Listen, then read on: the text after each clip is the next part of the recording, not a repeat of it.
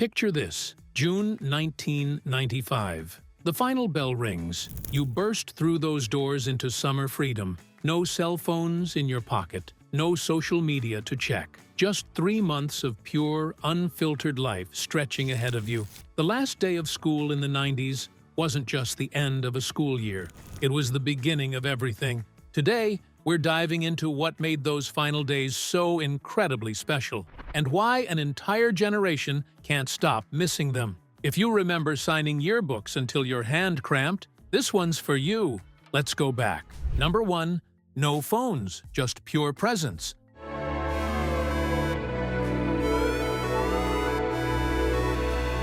Let's start with the most obvious difference. Look at those videos from the last day of school in the 90s. What don't you see? Phones. Not a single one. Nobody was recording themselves for TikTok. Nobody was posting Instagram stories. You weren't performing for an audience. You were just living, being present, experiencing joy without needing to prove it to anyone. When that final bell rang, you ran. You laughed. You hugged your friends. You signed yearbooks with inside jokes nobody else would understand. And you did it all without thinking about whether it would get enough likes. That freedom to just exist in the moment, that was everything. We didn't know how precious it was because we'd never known anything different. But looking back now, that might be what we miss most. Number 2. Everyone actually talked to each other.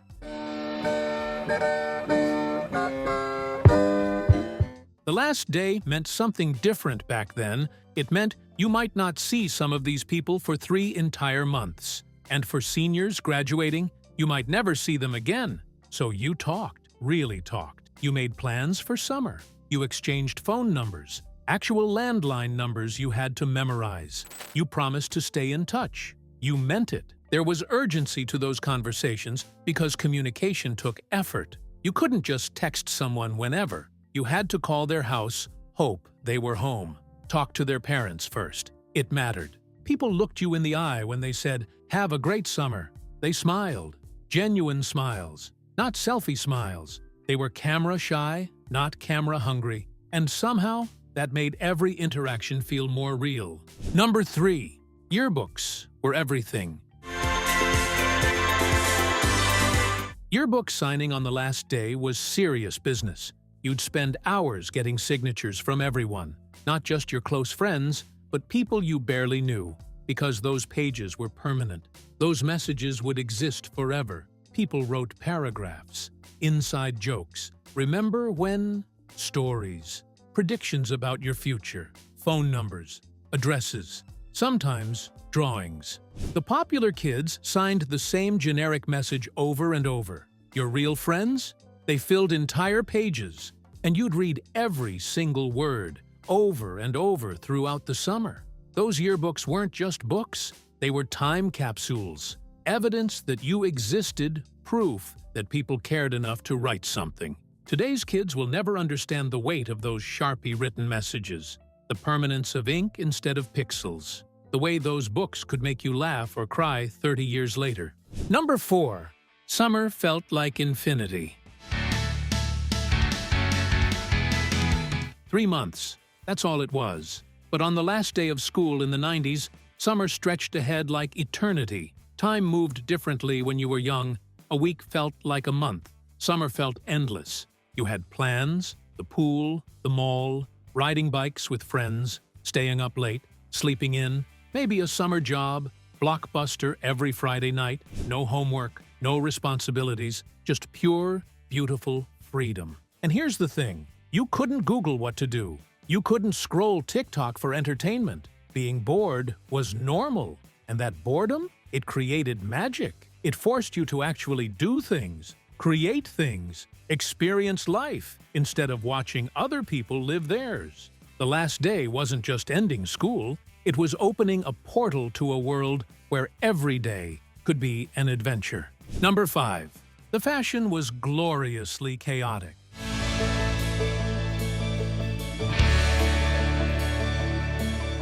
Look at those kids in the 90s last day videos. The fashion, baggy jeans, oversized shirts, windbreakers in every color, platform shoes, Butterfly clips, chokers, frosted tips, the remnants of 80s hair still hanging on for dear life. And you know what? Nobody looked perfect. Nobody was trying to look perfect. There was no Instagram aesthetic to chase, no filters, no carefully curated outfit posts. You just wore what you liked, what was comfortable, what your parents bought you. Some kids still looked very 1989. Others were already full 1990s. It didn't matter. Fashion was about expressing yourself, not performing for an algorithm. The awkwardness was the point. We were all figuring it out together. Those striped shorts, those windbreakers, that questionable hair, it was all part of being young and free and not giving a damn what anyone thought. Beautiful chaos. Number 6. The music defined the moment. The soundtrack to those last days, legendary. If you graduated in '93, you had Nirvana, Pearl Jam, Guns N' Roses, Class of '94, Ace of Base, Stone Temple Pilots, Green Day just starting to explode by '95 and '96, TLC, Alanis Morissette, Tupac, Bone Thugs, Class of '99, Backstreet Boys, Britney, Eminem, changing everything. The music mattered. It wasn't just background noise, it was identity. You made mixtapes for your friends. You argued about which band was better. You went to actual record stores and bought CDs you'd play on repeat all summer. That last day of school, you'd crank up your favorite song on the way home, maybe in your first car, if you were lucky. The music made everything feel epic important, like you were living in a movie about your own life. Number 7. Seniors had it different. But if you were a senior, the last day hit different. This wasn't just summer. This was goodbye. You walked those halls knowing you'd never walk them again as a student. That locker you'd had for years, someone else's next year, your friends, scattering to colleges, jobs, the military, different states. There was champagne in some videos, tears in others. That mix of excitement and terror. The future stretching ahead, full of possibility, but also completely unknown. And you couldn't stay connected easily. No group chats, no social media to check in. If you wanted to stay friends, you had to work at it, write letters, make long-distance calls, plan visits. Most friendships didn't survive. And somehow, that made them more precious while they lasted. The last day as a senior in the 90s? It was the end of childhood. And we all knew it, even if we couldn't articulate it. Number 8. ARACE and unity. Here's something that hits hard when you watch those old videos. Look at how integrated everyone was. Black kids, white kids, Asian kids, Latino kids, all hanging out together, all celebrating together. The comments on these videos say it over and over. We all just got along. Nobody cared about race. We were just people. Now, that doesn't mean racism didn't exist. It absolutely did. But there was something different about how kids interacted. Something that felt more genuine, less divided, less performative.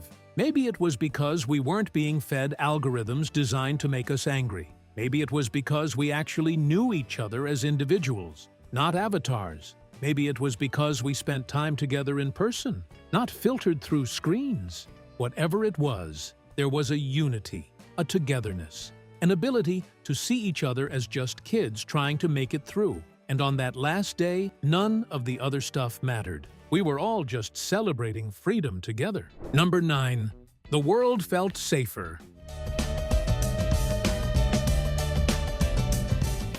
There was an optimism on those last days, an innocence. The world felt safer somehow. This was before Columbine changed school security forever, before 9/11 changed how we saw the world, before social media created new ways to bully and hurt each other, before school shootings became routine news. You could leave your house in the morning and your parents wouldn't track your location. You could ride your bike across town and nobody panicked. You could meet friends at the mall without checking in every hour.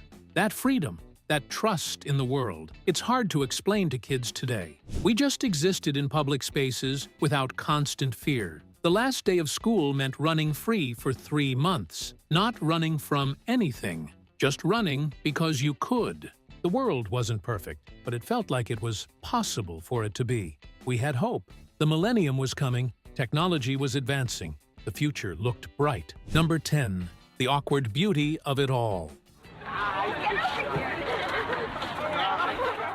Watch those videos closely. Notice something? People were camera shy. They'd duck away, cover their faces, act goofy because being filmed was weird. It wasn't normal. It wasn't constant. Someone pulling out a camcorder was an event. That awkwardness, that's what made it beautiful. They weren't performing. They weren't posing. They were just being themselves. Flawed, genuine, real. No lip fillers, no Botox, no filters, no perfectly curated aesthetic. Just teenage faces with acne and braces and bad haircuts and life. Real, unfiltered, glorious life. The girls weren't all trying to look the same. The guys weren't all copying the same influencer. Everyone was just different, unique, themselves. And that diversity of genuine human expression, you can see it in every frame of those videos. We were naturally beautiful because we weren't trying to be anything other than what we were. Number 11. Where are they now? Those kids in the videos? They're 50 now, or close to it. Some got married, some divorced, some have kids graduating high school themselves now. Some became incredibly successful, some struggled, some are grandparents, some passed away too young. A few might still be friends from those days, the ones who really worked at it. Most lost touch. Life scattered them across the country, across the world, across completely different lives. But for that one day, they were all together, all celebrating, all connected by the shared experience of being young and free and alive. Those videos capture something that can never be recreated. A moment in time, a feeling, an entire generation experiencing the same joy in the same way, before technology divided us into infinite individual bubbles. They're 50. But for 12 minutes, on that last day of school, they were immortal. Number 12. What we lost. So what happened? There's also going up. Slow down.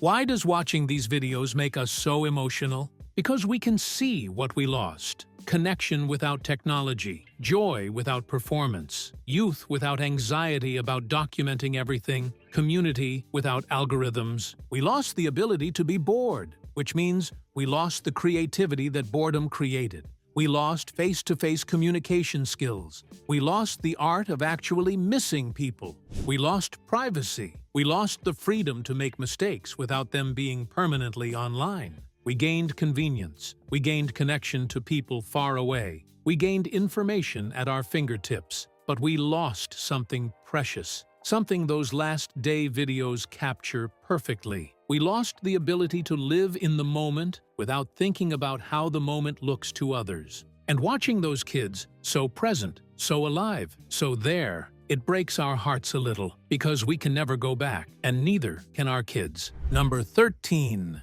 But here's the truth. That would be nice. I want my name. Here's what the comments get wrong, though. Every generation says this. My time was better. Kids today have it worse. Things aren't what they used to be. Our parents said it about us. Their parents said it about them. It's the cycle of life. Aging makes you nostalgic. But, and this is important, some generations really do experience unique moments in history. The 90s were the last time you could grow up completely analog and transition to digital as a young adult. We got the best of both worlds. We learned social skills without screens. We learned to be bored. We learned to exist without constant validation. And then we got the internet. We adapted. We evolved. Kids graduating today?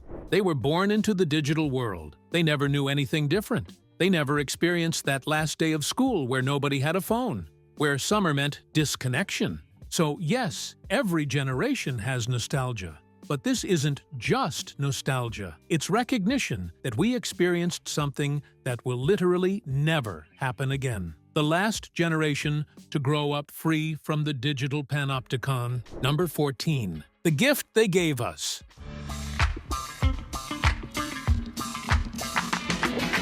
Those people who picked up camcorders on the last day of school, they gave us a gift. They preserved something precious. They captured joy. They captured youth. They captured a world that no longer exists. And now, decades later, we can watch it. We can feel it again. Those videos aren't just memories. They're historical documents.